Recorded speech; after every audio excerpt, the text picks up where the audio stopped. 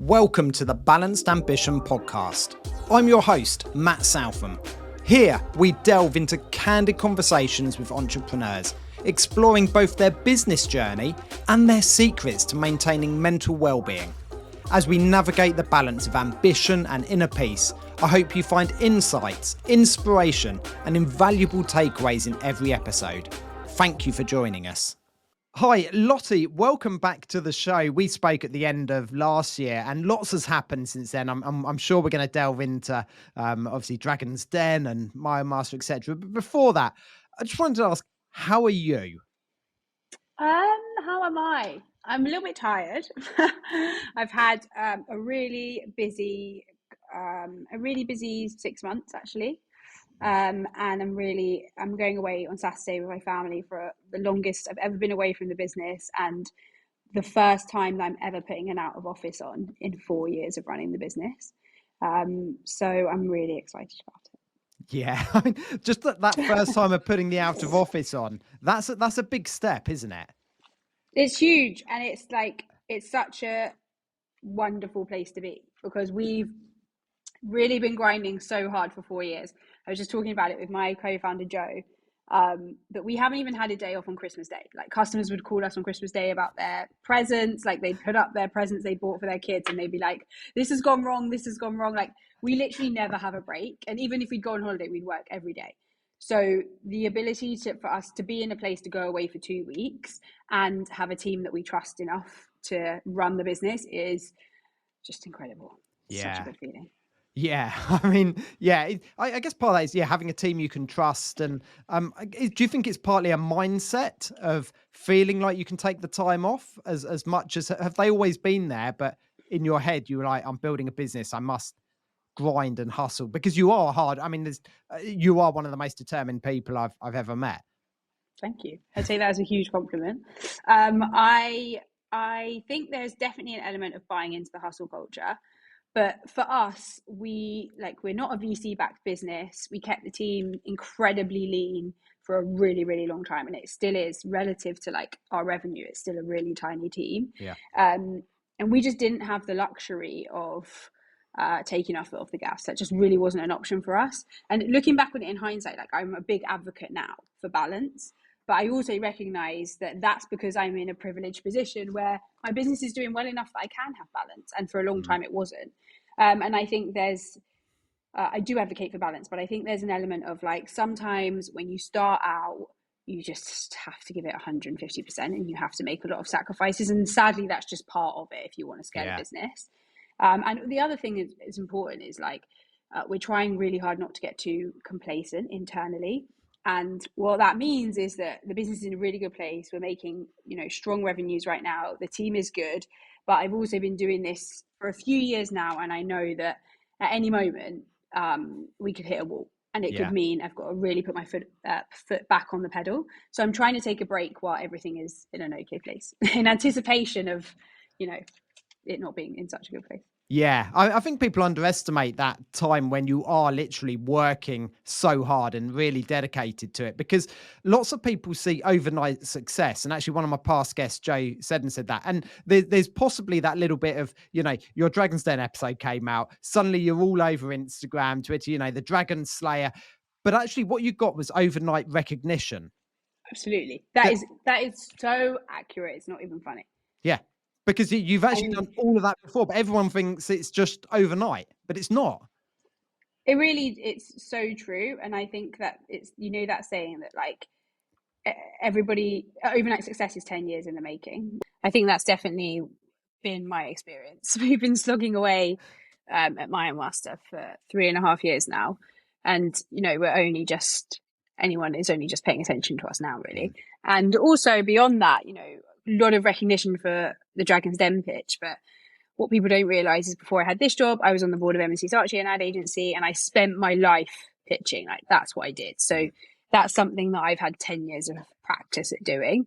And yeah, it's easy for people to kind of look and think that you just know how to do that, but that's not the case at all. No. And I mean, we'll talk about your pitch and the Dragon's Den, because I remembered the ending of that clip as you left. The Dragon's Den were talking amongst themselves and were like, we have never met anyone like her.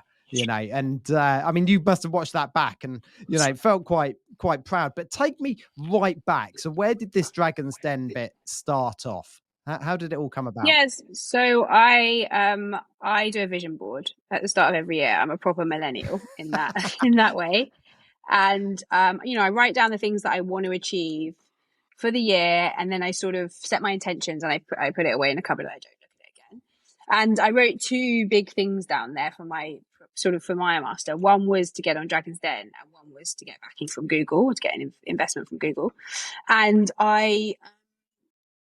we got the Google investment, which we kind of pitched for, and that was amazing, out of 4,000 applicants, and that came to fruition and has been genuinely a life changer beyond just the business. It's changed my life. And the Dragon's Den piece, I actually never got around to applying because it was busy, and I just had sort of left it and forgotten about it. And I got a call from one of the producers completely out of the blue in May of last year saying, we'd love to audition you for Dragon's Den. We think you'd be a great fit. So I'm a big believer in putting it out into the universe, the things that you want to happen. And I mean, I don't think they happen by accident, but they do come around. That happened twice for me last year. And so yeah, they got in touch and said, we think you'd be great for the show. And even though I put it on my vision board, when it actually came, when it sort of was coming to fruition, I started to get really, really nervous because I was kind of like, the business is doing okay. It's going in the right direction. I don't want to jeopardize it all by going on there and getting completely torn apart. So there was a lot of toing and froing up until the day before we filmed the episode as to whether we were actually going to go on. And, in the end, my co-founder Joe said, everything we've done to get us to this point has been taking a risk and hoping that it works out. Yeah. And the best decisions and the best things that have happened in my life have been as a result of doing that. So he was like, let's just take the risk. And so we went on and filmed the show. Yeah, I mean, to say the rest is history. It was an incredible episode just because of the way. I mean, there was a number of key moments, wasn't there? With I say, slaying Stephen Bartlett, and he wasn't your target market, to the old crystal ball from Tuka, and it was like, but you held your own, and I think that was really respected by the Dragons because they invest in people, don't they? All investors invest in people. It's not exclusive to the Dragons. That's not the first time I've heard, like, I don't believe in your brand, but I believe in you. And I think ultimately I do a few angel investments into small businesses now, nothing significant. And I always invest in the person because, in my opinion, when you're starting out in a business, you don't have any idea like how it's going to work out. Like, everybody pivots. It always ends up being different from what you what you intended it to be and what you thought it was going to be. But I know 100% I'll never give up. Like, I just won't give up. I will find a way no matter what happens. And I've proven that to myself because we've had some, really difficult experiences so far on this journey. And so I look for people who I know that, like, it doesn't matter what happens, they'll find a way to make the business work. And I think that is more valuable than a great every day of the week. Yeah. I mean, there is that sort of saying that, businesses sell products and services, but the reason we buy from them is the brand. And, Exactly. That's what you're building. I mean, you mentioned community, but community, brand, it's all tied in because the product's the product. They're great products. But actually, people, you could get other products. You can get similar products. We haven't invented anything. No. Exactly. But they're buying into you, the community, the brand, the ethos, the why you do what you do, and that's what you've been really good at promoting. But I think that's because it's really in your core. You really believe in what you're doing. And I think that really came across in the den. I think, it doesn't matter what anybody tells me. It doesn't matter how many times you tell me this is a terrible idea, or a million other people are doing it, as if I don't know all of those things. I know there are competitors. I'm well aware of that. But I believe in what we're doing, and I know we're going to make it. And so I just don't care. I don't care that Stephen Bartlett doesn't believe. That's fine. Don't get involved. Like, there's plenty of people who will love what we're doing and who will. And I think in order to pitch successfully, you have to have that level of conviction in what you're doing. And I think that people can't help but get behind it when you believe so strongly in what you're doing. You can persuade anyone that it's the right thing. Yeah. Yeah, no, I agree with you that. So, well, I mean, how's it changed things for you? What's that Dragons investment look like in real terms? As in, how's your daily life changed, or is it just having the backing, the exposure? What's been the big impact? Um, from an investment perspective, it's made very little difference. The business was doing really well in the sort of 6 months in the lead up, and it was growing really quickly. It has significantly accelerated that growth, giving us a platform to tell the story and for people to fall in love with the story. Has been a game changer. And beyond that, obviously, I spent some time with some previous Dragon's Den contestants before we went on, trying to ascertain, what's the best way to make the most out of this, etc. And the kind of general vibe was like, you'll have a week of great sales, and then the next episode will come on and everyone will forget. But our episode, or clips from our episode, went viral. Yeah. So some of them have got 30, 40 million views across social. And so that took it to a whole nother level. So we are still, we're at a current run rate of £500,000 a month. Like, we're scaling fast. And that has been such a beautiful thing after sort of walking through treacle for a couple of years, trying to get it off the ground and figure it out. But it's also been extremely challenging. The last 6 months have been really hard. So scaling is at that pace is hard. Yeah, because you've moved as well, haven't you? Your sort of operation, new warehouse, and so on and so on. Yeah, we got kicked out of our warehouse. We got kicked out of our office. We've had to hire, grow the team significantly, find more cash to fund the growth. So we've been under a lot of pressure, and some things we've done really well, some things we've not done really well. And I think when you scale at that pace, you just can't do everything brilliantly. So the customer experience hasn't been where I've wanted it to be, and we're still working on that. But overall, extremely grateful for the opportunity, extremely grateful for the response. And for me personally, there's been incredible moments of self-doubt on this journey, and just questioning whether I'm the right person to build this business, whether I don't know what I'm doing because I've never done this before. The business I've never run a business of this scale before. Right. And having so many people reach out to me, like thousands of people, especially women, reach out and say, you just really gave me the confidence to start my business. I was going to quit, but you've given me the confidence to keep going. That's been a real kind of boost. A personal boost. Yeah, I can see. I mean, women bigging up other women is a key part, and which maybe traditionally hasn't happened as much. I mean, I'm probably not in the position to say that or have an opinion, but I mean, what's your take on that? My take on it is that something like 99% of women can't name another successful female entrepreneur. There isn't a lot of visibility. And especially for me, I can name, I'm in the ecosystem, so I can name more now. Yeah. But before I started my business, I could name one brown female founder. One. And it's very difficult to be inspired by people who are so different from you. For instance, I'm not that often inspired by a single man story because I'm a woman with children, and there's not that much that I can relate to about what he's doing. Yeah. So I think it's important for people to see someone's doing it and they're scaling their business. And typically women, have a really hard time getting funding, obviously. They have ideas. They have tons of ideas. Actually, I think brown and black women are the fastest growing group of entrepreneurs in the UK. But they struggle. Something like 1% of them get it over £1 million. So start businesses, can run sort of smaller businesses, but really struggle to scale. So I really just want to be a bit of a poster child that it can be done.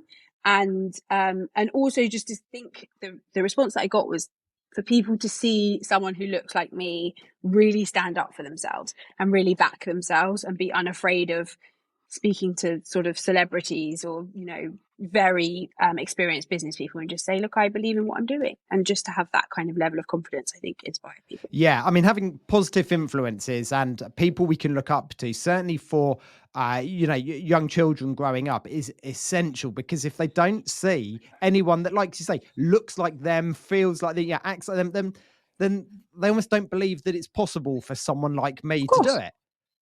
Yeah. And it is harder. There's no doubt about it. It's significantly tougher for someone who looks like me, and it's significantly tougher than it is for me for a black woman. That's the reality. And the stats don't lie. No. There are reasons why it's hard, but it doesn't mean that it can't be done. And that's just what I want to show. Yeah, you're right. Actually, you're literally proof that it can be done. It's just Exactly. inspiring other people so that people have got the confidence. And do you think that partly, I mean, it is harder, but also having the mindset to actually push through those hard times?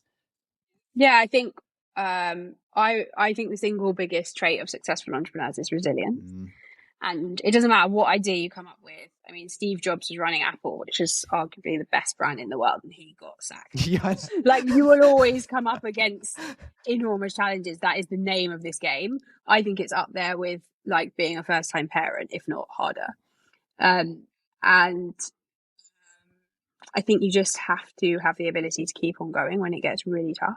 And there are a lot of reasons to quit, because frankly, you know, most people who can run a business can get a job, a much better job, you know? Yeah. So it's easy to walk away. Yeah, I completely agree with that. I think most people who run their own business, within the first 3 years, they would have earned more if they'd just got a job. Oh, easily. Yeah, I'm significantly down. Yeah. Yeah. So talk to me about the Google thing and the impact that's had, because you, as well as the physical products, you are looking to develop that community side, aren't you? And the app, and does that all tie in with that? It does. I mean, I think, again, like, it sounds sort of maybe an odd thing to say, but the Google piece for me, we got, you know, a chunk of investment from them. And this isn't to sound ungrateful, but the cash has been kind of the least significant thing that they gave us. Yeah. Firstly, if you are raising around, we're actually about to start raising around now. To say that Google is on your cap table is a completely different conversation when you're opening up with people. Do you want to come and co-invest alongside Google in a brand? That just changes the game completely. The second thing, again, it goes back to validation, which was sort of the year up to this had been really difficult. The economy's in a really difficult place. It was very difficult to raise money, consumer spending down, all of that stuff. And to get, 4,000 companies applied for it, 40 companies got selected from across Europe and Africa. So it was a real sort of testament to what we were doing, and just a vote of confidence that we really needed at the time. And then the last thing has been, I've genuinely made some friendships and best friends from this program. I just got back from holiday with them the weekend, some of my Google cohort. And to have, it's a bit like when you become a parent, you sort of want to be surrounded by parents, because you can talk to them about all the stuff that you're going through right now. They can relate.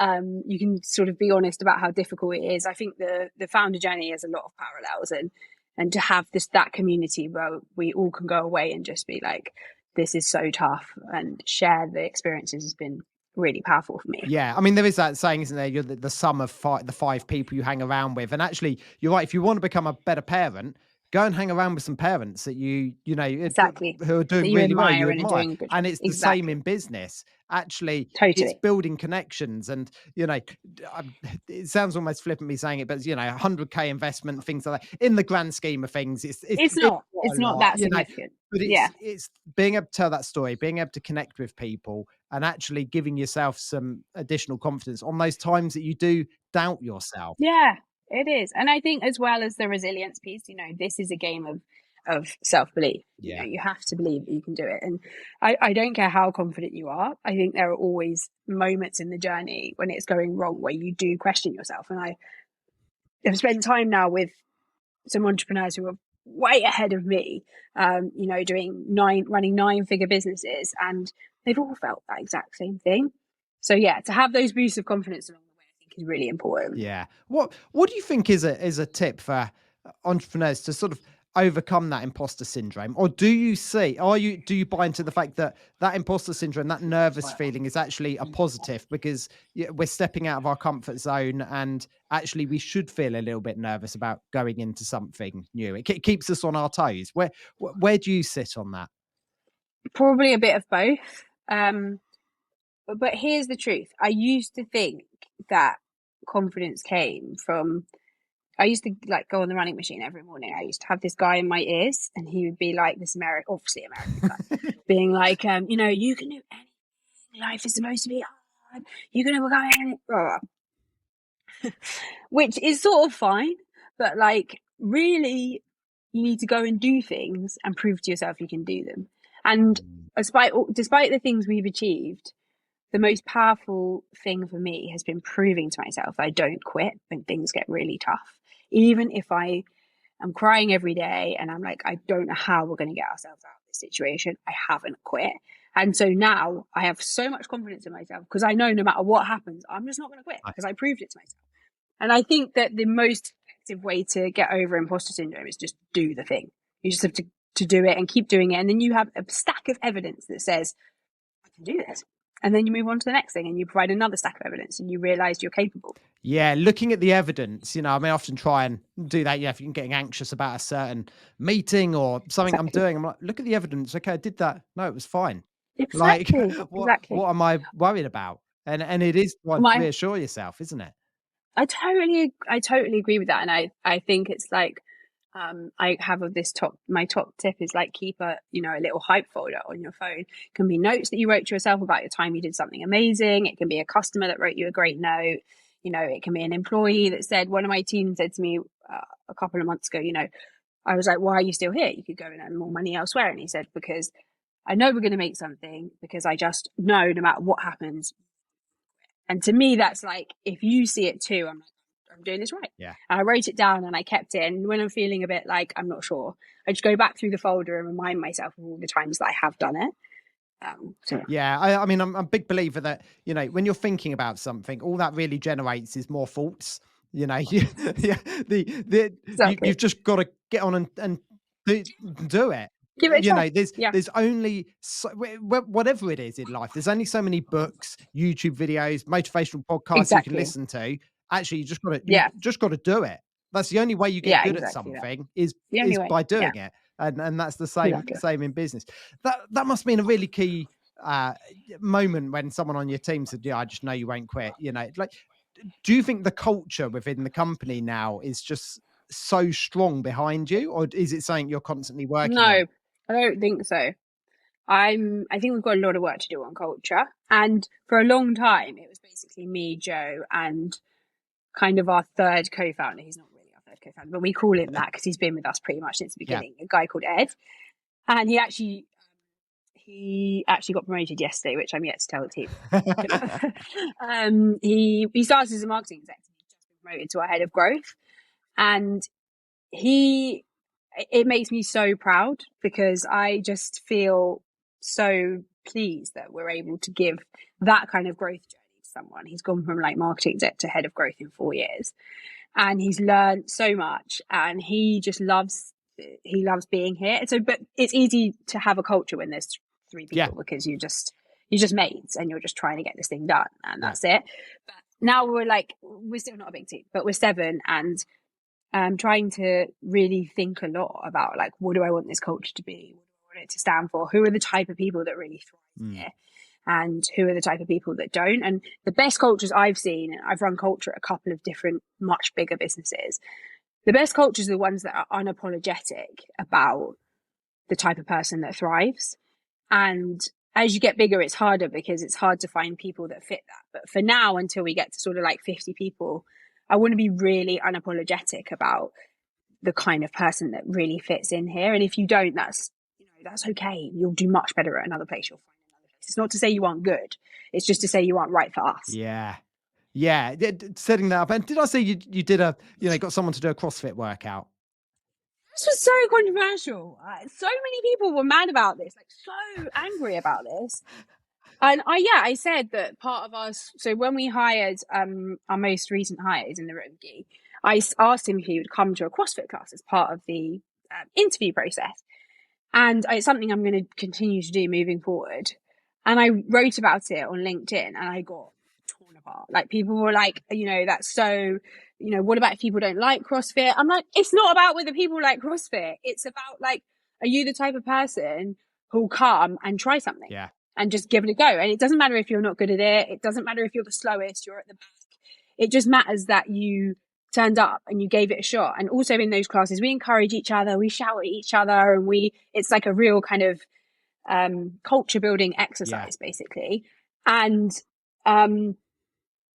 if you aren't going to get stuck in and you aren't going to cheer everyone on, and then it's not the right place for you, because that's, we're a health and wellness company, and that's what we do. Yeah. And I think it's okay to be like, if you're not brave enough to come and try something, you're not right for our culture, because we've never done this before, and you need to be brave enough to try things and give it a go and do things you're uncomfortable with. Otherwise, it's just not going to work. And people will really upset. Yeah.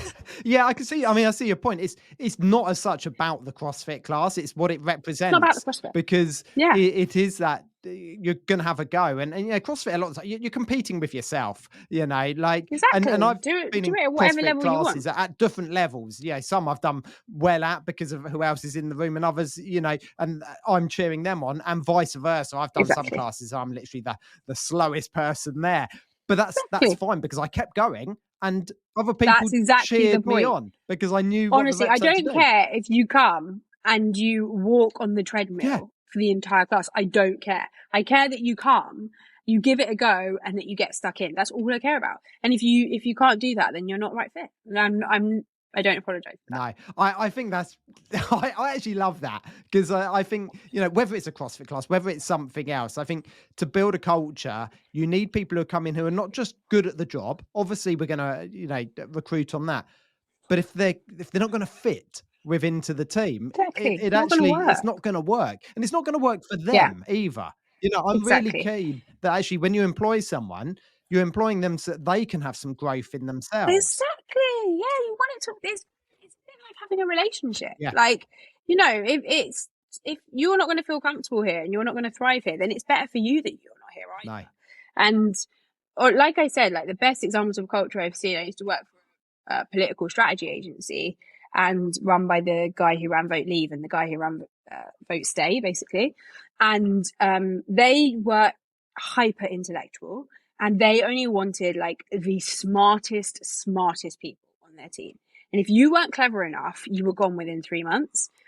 And it's fine, because you couldn't keep up with the pace and you weren't the right fit for them. And I just think it's like, I don't know why people get so upset about it, because the person who joins won't be happy either. No, I think that's a really key part that maybe people don't understand. It's not about just you as an employer. It's as much about the person working there. Exactly. Because I'm a big believer in, training people and treating people and enhancing people so that they can leave. And then we've got the culture so that they won't. That's the... totally agree. Yeah. Also, it's important to bear in mind, like, I'm not running a 20,000 person team. Like, we're less than 20 people. I think we can do this at this point. I think we should do this at this point. Yeah. There's always that worry that as companies grow, certainly when you hit, closer to 100 people, it becomes less about the people.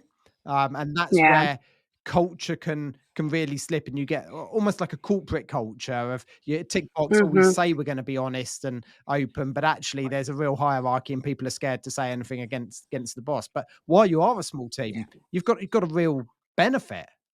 Advantage. Advantage. Yeah, definitely.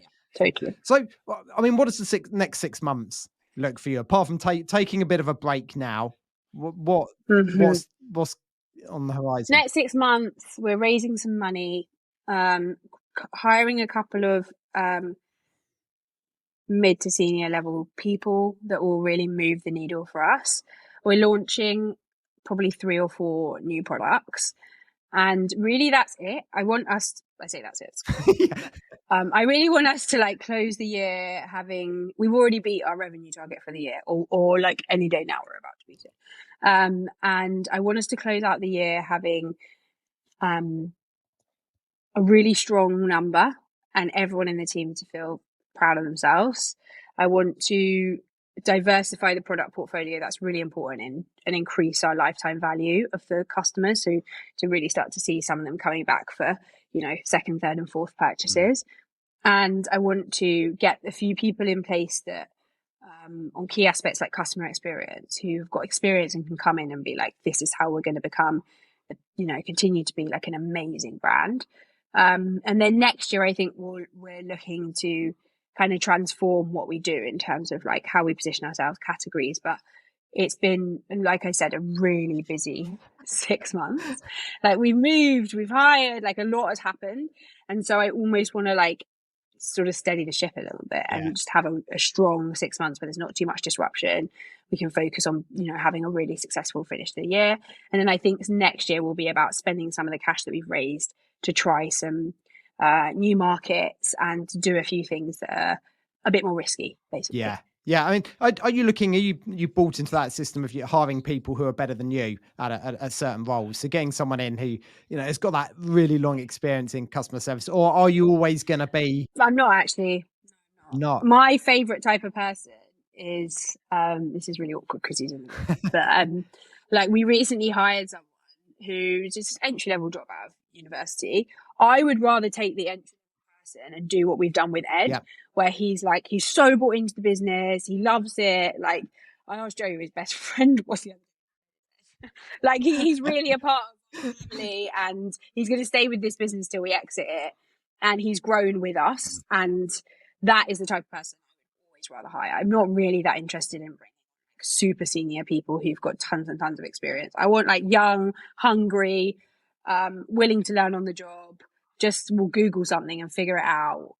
And also I don't want someone to come here and bring their way of, like, I don't want someone to come here who's got an established concrete way of thinking and who's like, this is how I do customer experience, this is how we should do it. I want someone to come and be like, I don't know, I'll just figure it out. Like that's much more my style. Yeah, I mean that experimentation and just learning from your customers, because they are they are your audience, they are your target market. Learn from them. How do they want to be treated? Because everyone is different. And within that category of whatever level they are in their sport, whether they're park runners or running a little bit more professionally, actually they've got that common sort of concept of fitness. How do these people like, what is the customer journey they want? I guess you've got to learn that. Exactly. And also we have like high average basket value, and the way that we are going to build this business in terms of like how we're going to bring together different categories, software, it's never been done before. So there's not a lot of point in trying to copy a blueprint because it doesn't exist, and I don't want to do that. I want to build it very much in our own way.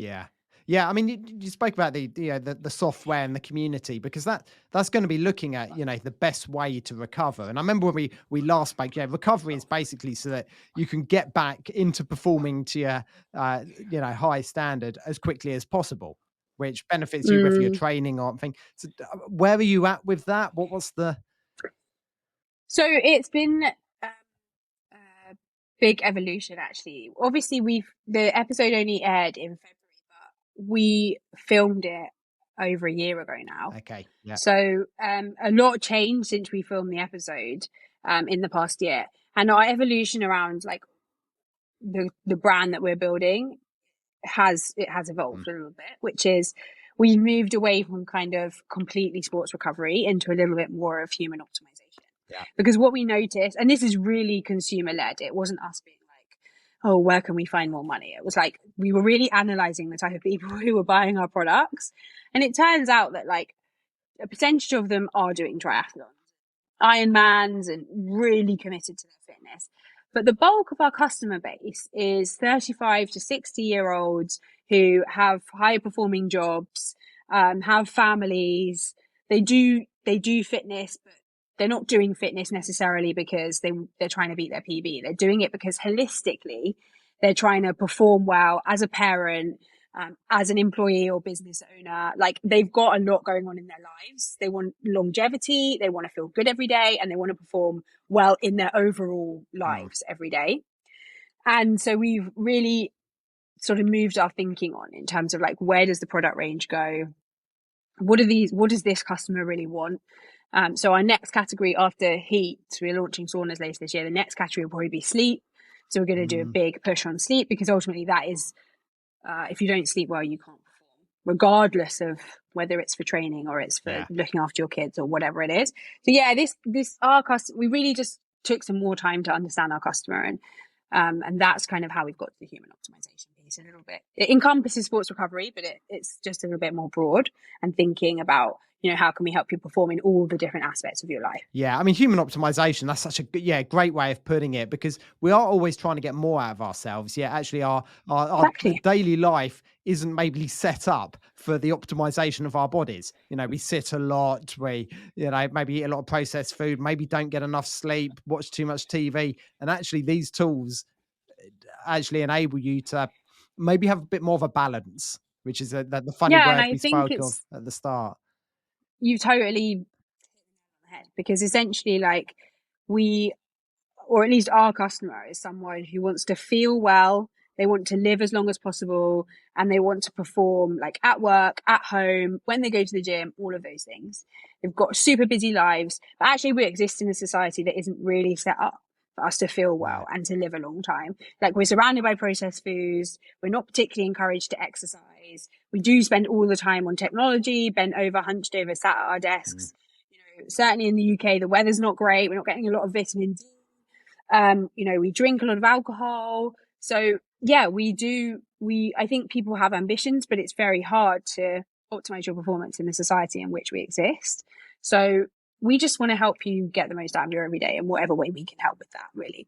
And if we can do that and make people feel better, as we've seen with the ice baths and people saying, like, I was really struggling with my mental health, people on the brink of suicide, even we've had messages from saying just doing this ice bath every day has really changed my outlook. And those things are like, wow, that's huge incentive to keep going. Yeah, I mean, that certainly has, like you say, moved on from the sports side, and I'm the same. I think why I work out now compared to sort of 20 years ago, and actually it sounds bizarre. The reason I work out now is so that in the future I can potentially play with Exactly. my grandkids. My daughters are like Exactly. 6 and 10, so we're a long way off, but Yeah. I'm looking after my body now and trying to look at, my relationship. I say my relationship with alcohol, I Yeah. still have a few beers at the weekend, but actually, do I need a beer on a Tuesday night? Probably not. Exactly. So just trying to Totally. balance my All of these lifestyle. little things we can do to, yeah, Yeah. exactly. And sleep has And we're become a just trying to help. non-negotiable. That's exactly it. So you're our target. I can see as soon as it's finished, you're going to be selling me a load of products, but Yeah, but it's true, because you're right. so many people are on that journey. I think a lot of people are discovering maybe more about themselves. I certainly have learned lots about myself, my body, my mindset, and all the things that Yeah. I do and the reason I do them. Like, Yes. going to the gym. Yes, I love to keep fit, and I like to stay in shape, but actually it is as much mental as it is physical, for Oh, me. totally. And that's, yeah, like I said, you're kind of in our core customer base, the people. Of course, I enjoy doing sports, but I'm not trying to, be out here being an elite athlete by any stretch of the imagination. I train because personally, if I don't go to the gym, I struggle mentally a little bit. Like, I definitely feel more tired. I feel, more down. It gives me a huge rush of energy and endorphins. And if I've ticked that off for the day, then I feel good about the day ahead. Mm.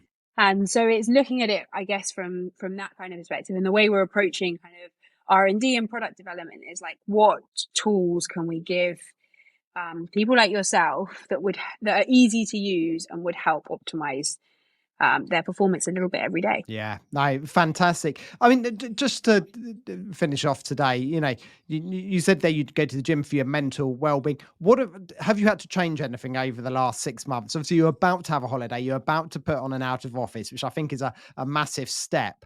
But are you Huge. really conscious now that actually, if you want to keep this going for several years, you can't burn out? You've worked really hard. I would love to sit here and say the kind of anti-hustle culture answer and say that balance is everything. And of course it is. And, I did a post today about my mistakes, the biggest things. And I actually I would say no to everything. I missed my nephew's christening. I missed my best friend's wedding. I missed everything because it felt like, to me, every minute I'm spending, I'm not working. It means I'm not going to chase this dream. And I really did approach it like that. And I think that is too stringent. But at the same time, like I said before, I think in order to build something great, you do have to make sacrifices. And part of the reason why I feel comfortable going on this holiday is because, the business is in the place that it is. But I'm also, like I said, going knowing that there could very well come a time in the next 6 months where, we're not in that situation, and I need to really put my foot back on the gas. So I'm kind of trying to fill the cup. Yeah. I'm trying to fill the cup while I have the opportunity, basically. Yeah, I mean, I completely agree. I mean, I'm very much into balance, but equally, I can't be stressed and moaning about the cash flow at work if I'm sitting watching Netflix for 2 hours. Exactly. You got to think. Sometimes like you just have to put your foot on the gas. That's how it have is. to work. If you want to build something, you are going to have to put the hours in. Regardless of what that is. And actually to have anything successful, relationships, work, things, it's putting the hours in. Exactly. You've just got to put the hours Putting the in. hours in, yeah. So, Exactly. yeah. And I think life comes in seasons. And I think like there are times to just be like foot to the floor. Everything else has got to wait. And there are times like now where I can take my foot off the gas a little bit. And I can be like, okay, everything's going okay, touch wood. Like I've got a good team. And I think it's knowing when to push and when to pull back. Yeah. Yeah, I mean, just taking that short break is often the key. You can still always work hard. I mean, I refer it to the gym. When I go to the gym and do bench press, I don't spend an hour just constantly moving. I do a set and then have a rest. Exactly. So that I can do another set and work really hard. So just maybe taking those shorter breaks or whatever, understanding when you're getting to that moment where you need the break rather than not doing the hard work. Yeah, you do have to do the hard work. That's exactly right. Yeah.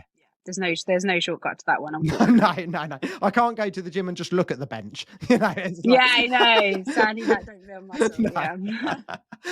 Lottie, thank you so much for joining me again today. It's been another fantastic conversation, and I'm just so excited because I meant that at the start.